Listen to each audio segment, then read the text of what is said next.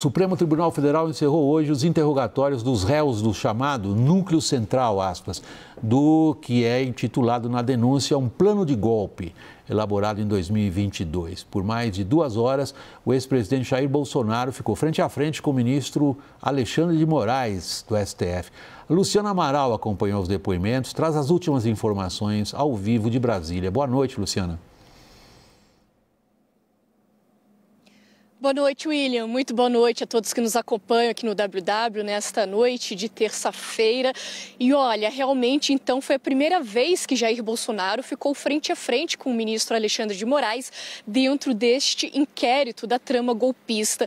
E como você bem disse, William, realmente Bolsonaro adotou um tom bem sereno, não muito com o que a gente tem acostumado a ver nesses últimos tempos. Ele não se exaltou, ele não confrontou o ministro Alexandre de Moraes, ele pediu desculpas por excessos e até buscou dar ali um tom de descontração. Em determinado momento, ele chegou a convidar Moraes a ser o vice dele em 2026. Claro que tudo ali numa tentativa de brincadeira, mas que acabou fazendo todo mundo rir, todo mundo que estava presente ali na primeira turma do STF. Lembrando que Bolsonaro está inelegível, mas ele se coloca como candidato à presidência para 2026. E esse tom do Bolsonaro, ele foi elogiado por correligionários dentro do PL, dentro do Partido Liberal, avaliam que ele fez bem sim em tentar colocar certa leveza ou naturalidade ali no depoimento. Agora, avaliam que isso não deve mudar em nada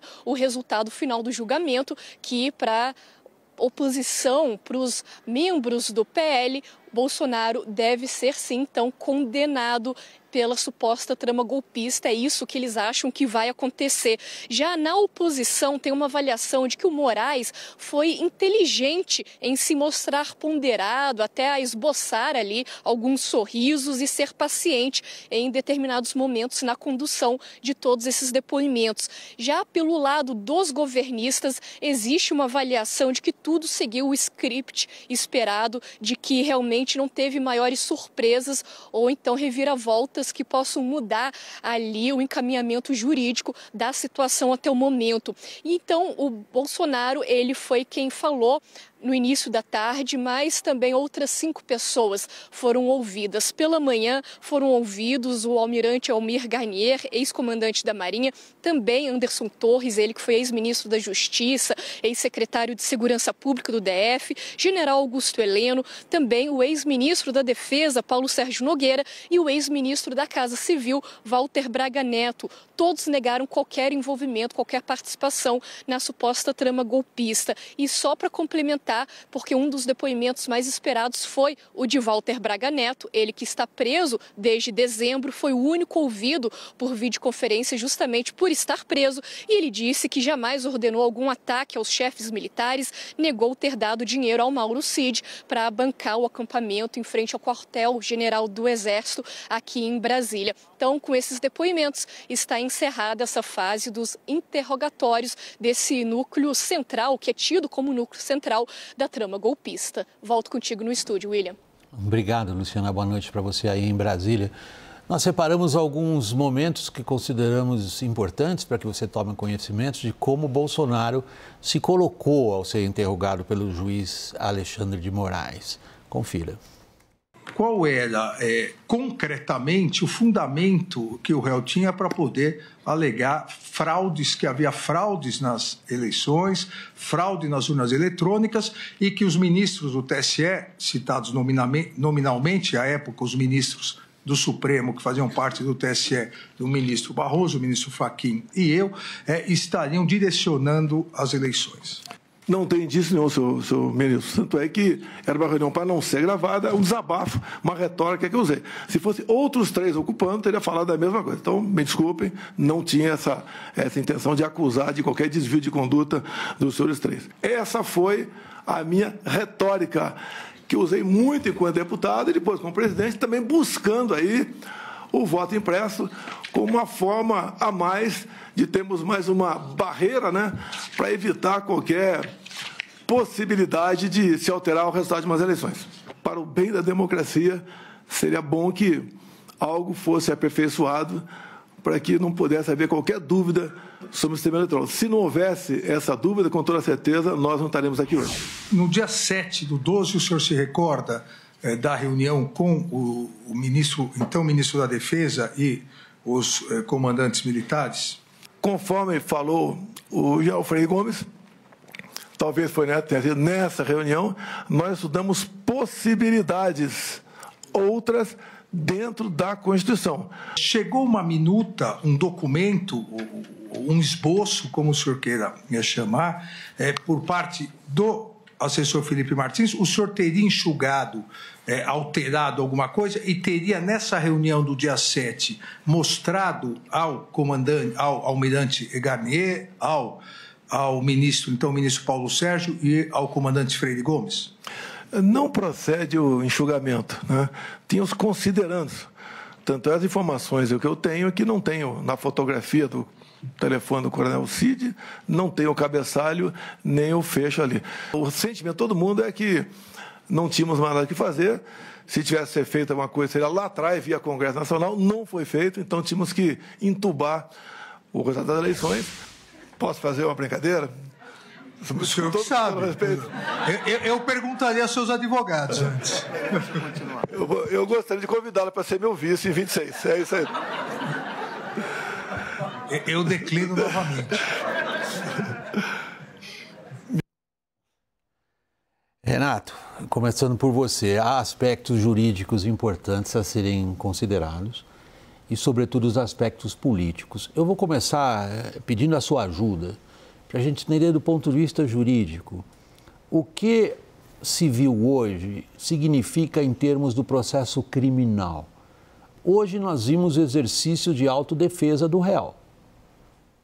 Ele foi interrogado por um magistrado, 2 magistrados, no caso que o Fux também participou, que não o contradizem, apenas fazem perguntas de esclarecimento. Isto muda o rumo do julgamento? Não muda. Na verdade, eu tenho 2 preocupações como jurista. Uma questão processual, e isso faço questão de dizer. Nós estamos com sinal de internet. Nós estamos com sinal ruim da internet do Renato. Eu vou conversar com a Jussara e com o Creomar, ambos estão em Brasília, a gente tem uma conexão segura, sólida, começando por você, Jussara. Depois a gente volta aos aspectos jurídicos, ok? Eu estou separando um pouquinho aqui artificialmente, mas é para ajudar a compreensão também de tudo que a gente viu hoje. Jussara, evidentemente o Bolsonaro assumiu a postura de transformar o julgamento na medida do possível, e a minha pergunta para você é nesse sentido, na medida possível, numa defesa política da atuação dele. Ele conseguiu? Olha, William, ele tentou muito dar esse verniz de legalidade ao dizer em vários momentos que aquilo que se passou ao final do governo dele, em 2022, depois dele ser derrotado, ter ficado enclausurado no Palácio da Alvorada, dizer que tudo foi apenas discussões informais, que ele mesmo rechaçou algumas das ideias que chegavam lá. É difícil ele emplacar essa versão. Primeiro porque há depoimentos que confirmam, né? Inclusive, claro, do delator Mauro Cid, mas era o seu ajudante de ordens e estava muito próximo, outros depoimentos e algumas mensagens. O que, de fato, pesa sobre o ex-presidente Jair Bolsonaro são os relatos feitos por Mauro Cid, basicamente. Mas, porque também falta alguma mensagem ali desse relatório todo da Polícia Federal e também na denúncia da Procuradoria-Geral da República, que mostra, de fato, falta uma ordem de Jair Bolsonaro, mas ele também tinha uma preocupação ali de não deixar alguns rastros. Então, o que deu para entender dessa estratégia hoje do ex-presidente foi tentar minimizar tudo, dizer o seguinte, olha, não negou totalmente os fatos, as discussões, as possibilidades, que insistiu nas possibilidades, voltou, inclusive, a dizer o seguinte, olha, eu não confio mesmo nas urnas, mas isso está na minha história. Eu não fui o único a questionar as urnas, eu defendo o voto impresso. Então, ele fez uma salada ali, tentou, em alguns momentos, ele amenizou a própria história, para outras vezes ele reforçou isso, chamou de maluco quem pede intervenção militar, mas, ao mesmo tempo, ele faltou ele, quer dizer, ele foi bem controlado ali, ele foi muito preparado, isso inclusive foi elogiado por seus aliados, mas fica a dificuldade ali, se de fato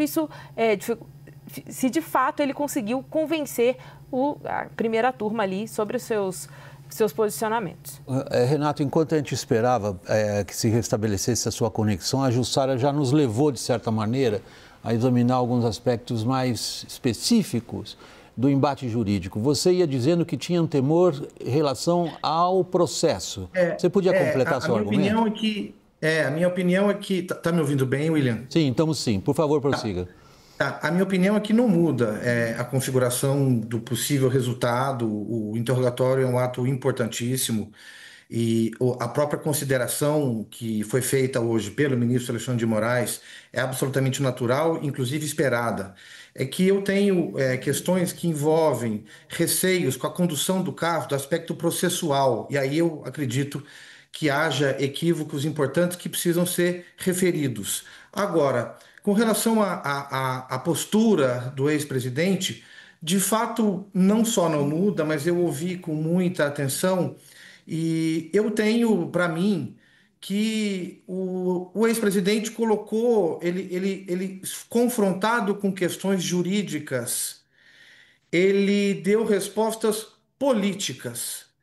Eu observei na tarde de hoje que houve muita manifestação do ex-presidente sobre as posturas dos ex-governantes, Brizola, mencionando Flávio Dino, todas as justificativas políticas para os atos que ele não negou ter feito, mas tentando dar consequências políticas a esses atos. Então, a minha preocupação como cidadão, do ponto de vista processual, é muito sério, porque tudo que o Supremo faz serve de exemplo para todos os juízes no Brasil.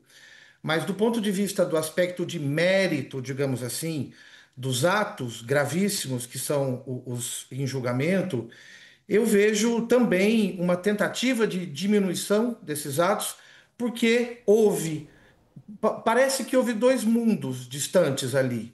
Um mundo jurídico, em que as perguntas eram feitas a partir do enquadramento legal, e as respostas que tinham cunho político.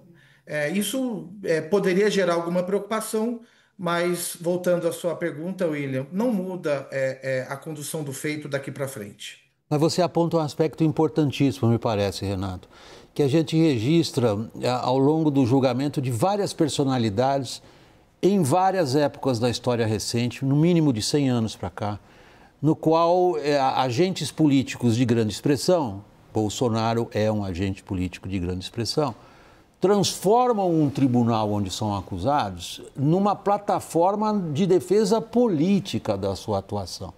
Aí cabe a seguinte pergunta, Preomar. Bolsonaro hoje esteve à altura desse papel que ele escolheu? Ou mesmo na defesa política do que foi a sua carreira, ele fez isso? E do que foi o seu mandato, ele fez isso também? Ficou aquém de uma figura de muita expressão. William, primeiro de tudo, boa noite a você, ao Caio, que está contigo aí em São Paulo, a Jussara, que está aqui comigo no estúdio em Brasília, ao professor Renato. É um prazer estar aqui com vocês. Eu creio que essa é uma pergunta excelente, porque em algum sentido, enquanto o professor Renato falava e você fazia os questionamentos, vinha à minha mente outros momentos da história política brasileira e da história política de países que também são democracias, em que figuras de grande expressão, ao serem colocadas na frente de um tribunal, apelam para uma dinâmica de transformação do evento jurídico em um fato político.